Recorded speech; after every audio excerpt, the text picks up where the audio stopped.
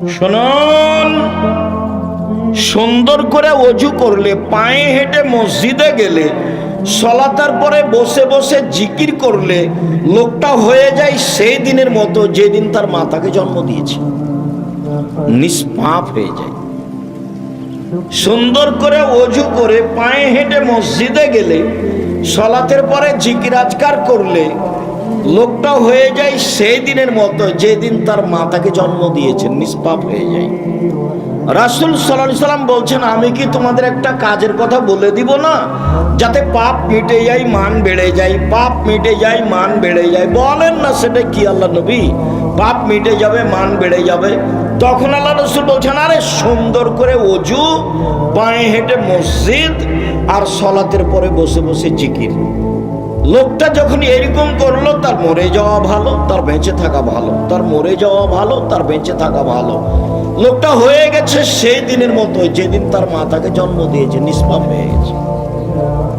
এই কাজের আমল যত ভারী, ভালো চাল চলনের নেকি তার চেয়ে লক্ষ গুণ বেশি ভারী।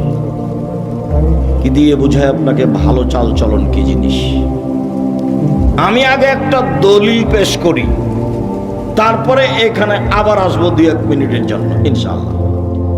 আবু দারদা রাদিয়াল্লাহু তাআলা আনহু বলেন, রাসূল সাল্লাল্লাহু আলাইহি ওয়াসাল্লাম বলেছেন, ইন্না আসকালা শাইইন ইদাউ ফি মিজানিল মুমিনি ইয়াউমাল কিয়ামাহ খুলুকুন হাসান। বিচারের মাঠে আদম সন্তানের নেকির পাল্লায় সবচেয়ে যেটা ভারী নেকি, সবাই তো বুঝতে পারবেন ওটা ইসিম তাফজিল, মানে অধিক ভারী। সবচেয়ে যেটা ভারী নেকি চাপানো হবে সেটা হলো সদাচরণের নেকি। এ কথা আমি বলিনি, এ কথা মুহাম্মদ সাল্লাল্লাহু আলাইহি ওয়াসাল্লাম বলেছেন। সবচেয়ে ভারী নেকি ভালো চাল চলনের নেকি। ভালো চাল চলন সবাই বুঝি। তোমরা কি দায়িত্বশীল? তোমরা যারা দাঁড়িয়ে আছো তারা দায়িত্ব পালন করলে ভালো কথা করো। আর তোমরা যারা দায়িত্ব পালন করছো, তোমাদের সতর্ক করছি, রাস্তায় যেন কেউ দাঁড়িয়ে না থাকে। হয় আসতে হবে, না হয় চলে যেতে হবে। হয় ভিতরে এসে বসতে হবে, না হলে চলে যেতে হবে। আমি নির্বাচনের জন্য আসিনি, আমি ঢং দেখতে আসিনি। আপনার যদি অনুকূলে হয় থাকেন, আমি আপনার জন্য এসেছি। যদি আপনার অনুকূলে না হয়, রাত অনেক হয়ে গেছে, বাড়ি যান।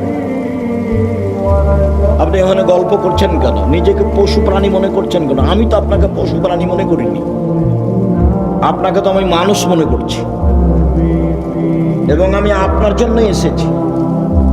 আপনাকে আমি অন্তর থেকে ভালোবাসি। আপনি আমার দিনী ভাই, আপনি আমার দিনী বোন। আমি আপনার জন্য এসেছি, আপনার কিছু না কিছু উপকার করবই ইনশাআল্লাহ। আপনি নিজেকে মানুষের পরিচয় দিয়ে বসেন, দেখেন আমি আপনার উপকার করতে পারি কিনা, ইনশাআল্লাহ করব।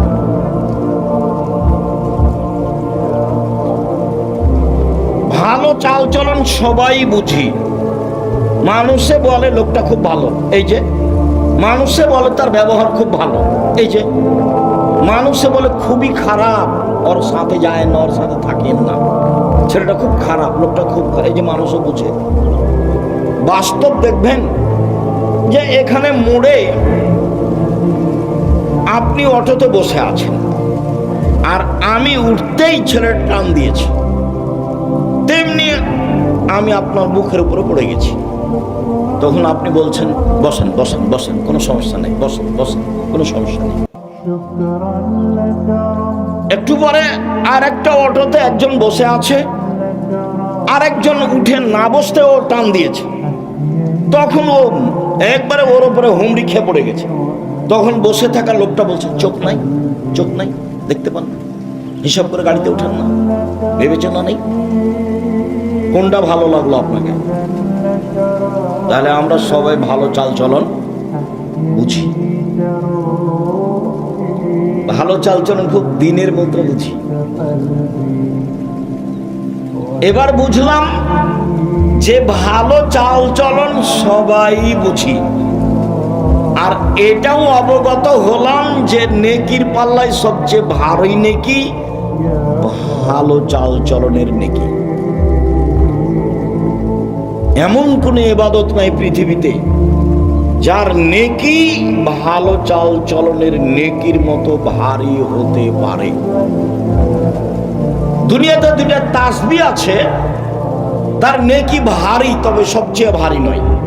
রাসূল সাল্লাল্লাহু আলাইহি ওয়াসাল্লাম বলছেন, পৃথিবীর মানুষ শোনো, কালেমা তানে, দুইটি বাক্য, খাফিফা তানে আলাল লিসানে, উচ্চারণে হালকা, ওযু লাগে না, শরীরে শক্তি লাগে না, টাকা লাগে না।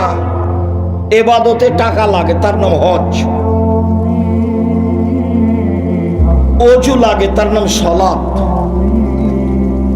কষ্ট পাওয়া যায়, তার নাম সিয়াম, না খেয়ে থাকতে হয়, ইচ্ছা করলে পানি পান করা যায় না। এগুলো ইবাদত, শ্রম আছে। কিন্তু অবাক ইবাদত আছে, দুইটা বাক্য একেবারে হালকা উচ্চারণে, আর রহমানের নিকটে প্রিয়, আর দাড়ি পাল্লাই ভারী। সেটা হচ্ছে সুবহানাল্লাহি ওয়া বিহামদিহি সুবহানাল্লাহিল আযীম, সুবহানাল্লাহি ওয়া বিহামদিহি সুবহানাল্লাহিল আযীম। তবে আল্লাহ রাসূল বলেননি যে সবচেয়ে ভারী, বলেছেন যে ভারী। সাকিলাতানে ফিল মিজানে, দাড়ি পাল্লাই ভারী, তবে বলেননি যে সবচেয়ে ভারী। এইখানে বলেছেন যে ভালো চাল চলনের নেকি সবচেয়ে ভারী। মহান আল্লাহ বলেন ভালো চাল চলন, ইদফা বিল্লাতি হিয়া আহসান ফাইদাল্লাযী বাইনাকা ওয়া বাইনা আদাওয়া কানহু ওয়ালিউন হামিম। মুহাম্মদ সাল্লাল্লাহু আলাইহি সাল্লাম আপনি মানুষের সাথে ভালো আচরণে প্রতি উত্তর দেন। মানুষের সাথে কথা বলার সময় প্রতিপক্ষ যা বলবে, যেভাবে বলবে, আপনি তার চেয়ে উত্তম ভালোভাবে বলবেন। ঠগা হোক আর জিতা হোক, কোন সময় নিজেকে কষ্ট দিবেন না যে অত বলে নিল, অত বলে নিত। বস্তির মহিলা ঝগড়া লাগলে এমন ফাহেস কথা বলে, ও মনে করে যে যত অশ্লীল বলতে পেরেছে তত খুশি। যখন ঝগড়া শেষ হয়ে যায় তখনও বলে যাক স্বাদ মিটিয়ে নিয়েছি, একবারে মন ধরে বলেছি, স্বাদ মিটিয়ে নিয়েছি। তাহলে কি ও সফল?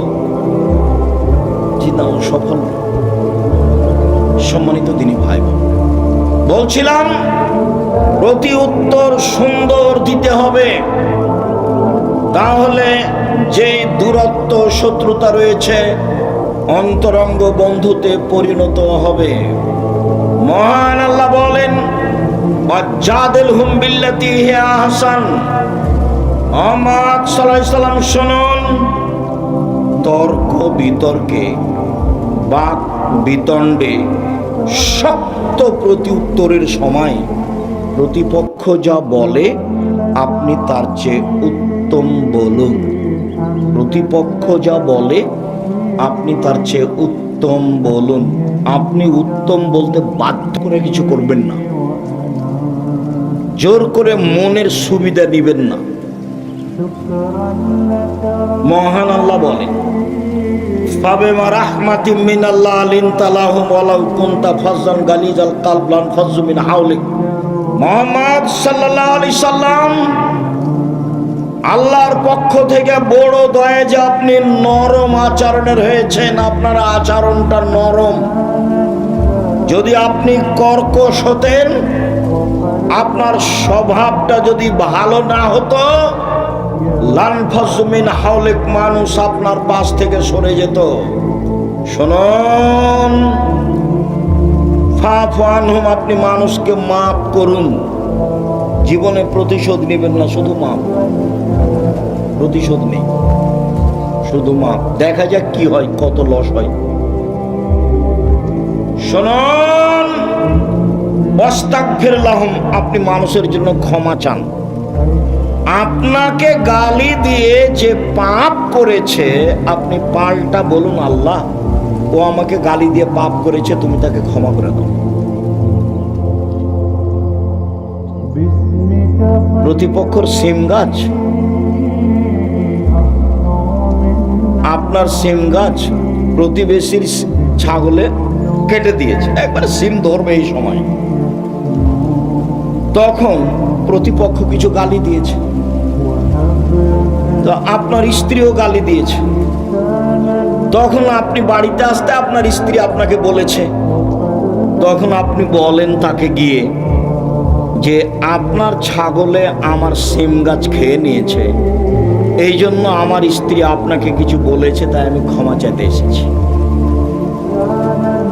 পারবেন? ইনশাআল্লাহ। চুপ হয়ে গেলেন যে আজকে এখান থেকে উঠে বড় ভাইকে ক্ষমা করে দিতে হবে, পরিকারে গন্ডগোল হয়েছে, কথা হয় না অনেকদিন থেকে। আর আপনার মায়ের সাথে ছেলে, তোমার মায়ের সাথে তোমার চাচি যেটা বড়, ওর সাথে আর কথা হয় না। গন্ডগোল কিন্তু তোমার চাচির কারণেই হয়েছে। তোমার মাকেই ক্ষমা নিতে হবে, আজকেই নিতে হবে, আজকেই। এবং নির্বাচন করতে গিয়ে যত মানুষের বদনাম করেছে 24 ঘন্টার মধ্যে ক্ষমা নিতে হবে। আর জীবনে এগুলো কাজ করিও না, এই কাজে আসিও না। উপার্জন একটা বাছাই করো, প্রয়োজনে বাদাম বিক্রি, প্রয়োজনে কলা বিক্রি, এই পথে আসিও না, এই পথ জায়েজ নয়। মহান আল্লাহ বলেন, আল্লাযীনা ইনফিকুনা ফিস-সাররাই ওয়ায-যাররাই ওয়াল-কাযিবিনাল গায়জ ওয়াল-আফিনা আনিন নাস। পৃথিবীর মানুষ, 3 শ্রেণীর মানুষ জান্নাত পাবেই। এক, সচ্ছল অসচ্ছল অবস্থায় দান করে যে। 2, রাগকে দমন করে যে। 3, মানুষকে মাফ করে যে। এরা জান্নাতে যাবেই। রাগ দিয়ে কাজ নেবেন না। লাইসা সাদীদু বিসুরা, আছাড় দিয়ে ফেলে দিতে পারলে ক্ষমতাশীল হয় না। আল্লাযী ইয়ামলিকু নাফসাহু ইনদাল গাযাবে, শক্তিশালী সেই। রাগের সময় যে নিজেকে ধরে রাখতে পারে সে হলো শক্তিশালী। খবরদার ঝগড়ায় প্রতিবেশীকে গালি দিবেন না, প্রতিবেশীকে মারতে যাবেন না, ভাই ভাই ঝগড়া করবেন না। আমাদের গ্রামে একদিন দেখেছি 2 ভাই ঝগড়া করছে, দিয়ে সব জিনিসপাতি ভাগ করতে লাগলো, দিয়ে ঢেঁকিটা কেটে ভাগ করে নিল। এটা আমার চোখের সামনে, আমরা দৌড়িয়ে গেছি, খুব ঝগড়া। তারপরে বলছে একজন আর একজনকে, থাম, আমার এই ভিটে বাড়ি তোর কাছে বিক্রি করব না, এমন এক মানুষের কাছে বিক্রি করে যাব যে তোকে গুতাতে পারে। এক ভাই আর এক ভাইকে বলছে। আর আজকে আপনাকে বলছি, ভাই ভাইয়ের সাথে যে গন্ডগোল আছে আজকেই মিটাতে হবে, আগামীকাল সন্ধ্যা পার না হয় যেন, মিটাতেই হবে। এবং আপনাকে তার হাত ধরে এই সম্পর্ক করতে হবে। যতদিন পর্যন্ত সম্পর্ক না ঠিক হয়েছে ততদিন পর্যন্ত ইবাদত কবুল হয় না। মাওলানা সাহেবেরা খুব বিপদে আছে। মাওলানা সাহেবরা কি আছে? খুব বিপদে আছে। একজন বিপদে পড়লে আর একজন বলে ঠিক হয়েছে, ঠিক হয়েছে, ঠিক হয়েছে, উচিত হয়েছে, উচিত হয়েছে। তোমাদেরও তাই অনেক আছে। ভাইজান, আপনাকে সতর্ক করছে, খুব সাবধান। 3 শ্রেণীর মানুষ জান্নাতে যাবেই। তার 3 নম্বরে যারা মাফ করতে পারে। সদাচরণ কি জিনিস? নওয়াস ইবনে সামান রাদিয়াল্লাহু তাআলা আনহু বলেন, আমি আল্লাহর নবীকে জিজ্ঞাসা করলাম, আল্লাহর নবী, মাল বিররু ওয়াল ইসম, একটু বলেন তো আল্লাহর নবী, পাপ কি জিনিস, নেকি কি জিনিস? আল্লাহ রাসূল একটু বলেন তো, পাপ কি জিনিস, নেকি কি জিনিস? তখন আল্লাহ রাসূল বলছেন, আল বিররু হুসনুল খুলুক, নেকি হলো ভালো চাল চলন। বললেন না যে নেকি হলো হজ, বললেন না যে নেকি হলো কোরআন তেলাওয়াত, বললেন না যে নেকি হলো সালাত, বললেন যে নেকি হলো ভালো চাল চলন, নেকি হলো সদাচরণ, নেকি হলো ভালো আচরণ। মোজাইনা কাবিলার একজন সাহাবী বলছেন, কালু, সাহাবীগণ বললেন, ইয়া রাসূলুল্লাহ, মা উতিয়াল ইনসানু মা খায়রু মাতিল ইনসানু, মানুষকে যত নেয়ামত দেওয়া হয়েছে তার সবচেয়ে উত্তম কোনটা? আল্লাহ রাসূল বলেন তো, সবচেয়ে উত্তম নেয়ামত কোনটা? সবচেয়ে উত্তম হাত নেয়ামত। এটা কাকে জিজ্ঞাসা করলে বুঝতে পারবেন? যার এক হাত নেই তাকে। পা নিয়ামত, কাকে জিজ্ঞাসা করলে বুঝতে পারবেন? যার এক পা নেই তাকে। যার দুই পা নেই আরো বুঝেও পা কত বড় নিয়ামত। তো আল্লাহ মানুষকে অনেক নিয়ামত দিয়েছেন, জমি জায়গা বাড়ি ঘর স্ত্রী আহাল পরিবার টাকা পয়সা হাত পা চোখ, এগুলো সব নিয়ামত। বলেন তো আল্লাহ রাসূল সবচেয়ে উত্তম কোনটা? তখন আল্লাহ রাসূল সাল্লাল্লাহু আলাইহি ওয়াসাল্লাম উত্তরে বলছেন, আল খলকুল হাসান, ভালো আচরণ। আল খলকুল হাসান, ভালো আচরণ। এই ছেলে একটু খেয়াল করে থাকবেন, কিছুক্ষণ ধৈর্যের পরিচয় দিবেন, মানে কথার দাম আছে, ভুল পথে যাবেন না।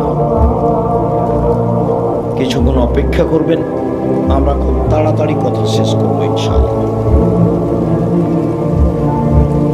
তো রাসূল সাল্লাল্লাহু আলাইহি সাল্লাম বললেন যে মানুষকে আল্লাহ যে নেয়ামত দিয়েছেন তার সবচেয়ে উত্তম নেয়ামত হলো ভালো আচরণ। আব্দুল্লাহ ইবনে আমর রাদিয়াল্লাহু তাআলা আনহু বলেন, রাসূল সাল্লাল্লাহু আলাইহি সাল্লাম বলেছেন, ইন্না মিন আহাব্বিকুম ইলাইয়া আহসানুকুম আখলাকান, আমার নিকটে তোমাদের সবচেয়ে প্রিয় মানুষ সেই, আমি ওকে সবচেয়ে ভালোবাসি যার চাল চলন ভালো। মুহাম্মদ সাল্লাল্লাহু আলাইহি সাল্লাম সবচেয়ে কাকে ভালোবাসেন? যার চাল চলন ভালো, যে তাহাজ্জুদ গুজার তাকে নয়, যে প্রতি মাসে উমরা করতে যায় সে নয়, যে প্রতি বছর হজ করতে যায় সে নয়। আব্দুল্লাহ ইবনে আমর রাদিয়াল্লাহু তাআলা আনহু বলেন, রাসূল সাল্লাল্লাহু আলাইহি সাল্লাম বললেন, ইন্না মিন খিয়ারিকুম আহসানুকুম আখলাকান, তোমাদের মধ্যে সবচেয়ে ভালো মানুষ যার চাল চলন ভালো। আমার কাছে সবচেয়ে প্রিয় মানুষ যার চাল চলন ভালো। আব্দুল্লাহ ইবনে আমর রাদিয়াল্লাহু তাআলা আনহু বলেন, একদা আল্লাহ রাসূলকে বলা হলো, আল্লাহ রাসূল আইয়ুনাসে আফজাল, সবচেয়ে ভালো মানুষ কে? দেখেন তো কি উত্তর আসে। আল্লাহ রাসূল একটু বলেন তো সবচেয়ে ভালো মানুষ কে? তখন আল্লাহ রাসূল সাল্লাল্লাহু আলাইহি ওয়াসাল্লাম বলছেন, সাদকুল লিসান মাহমুমুল কলব, সত্যবাদী যে অন্তর পরিষ্কার যার, সেই ভালো মানুষ। সত্যবাদী যে অন্তর পরিষ্কার যার। তখন সাহাবীগণ বললেন, সত্যবাদী এটা বুঝি, কিন্তু মাহমুমুল কলব এই কথা বুঝি না, এটা কি? তখন আল্লাহ রাসূল বলছেন, আন-নাকিয়ু ওয়াত-তাকিয়ু, স্বচ্ছ পরহেজগার, স্বচ্ছ পরহেজগার, স্বচ্ছ পরহেজগার, সেই হলো সবচেয়ে ভালো মানুষ। তখন আল্লাহ রাসূল আবার বলছেন, শোনো, স্বচ্ছ মানুষ কে? এক, লা ইসমা আলাইহি, যার পাপ নেই সে, পাপ করলে ক্ষমা চায়। দুই, ওয়ালা বাগিয়া, সীমালঙ্ঘন নেই যার। তিন, ওয়ালা গিল্লা, আত্মসাৎ নেই যার। চার, ওয়ালা হাসাদা, হিংসা নেই যার। এক, পাপ নেই যার। মনে থাকবে না মনে হয়? পাপ নাই কার? পাপ হলে ক্ষমা চাইছে তার, এটা যে মনে থাকবে না? একবার তো বলা হয়েছে প্রথমে যে আদম সন্তানই পাপী, এখন পাপ নাই কার, তাহলে কার বলবেন? পাপ হলে ক্ষমা চাইছে তার, পাপ নেই। দুই, সীমালঙ্ঘন নেই যার, সেই ভালো। যে একটা দুটা বাদাম নিয়ে নেয় সেও সীমালঙ্ঘন করে। তিন, আত্মসাৎ নেই যার। আব্দুল্লাহ বক্তব্য বলছে যে ন্যায়পরায়ণ আর আমানতদার আর সত্যবাদী যদি নেতা হয় তাহলে অর্ধেক শাসন দেশে কায়েম হয়ে গেছে। মানে 1999 জন দায়িত্বশীলকে আপনি পাবেন না যে তার ভিতরে আমানতদারি আছে। 10-এর পয়সাকেও ভাগ করে নেই।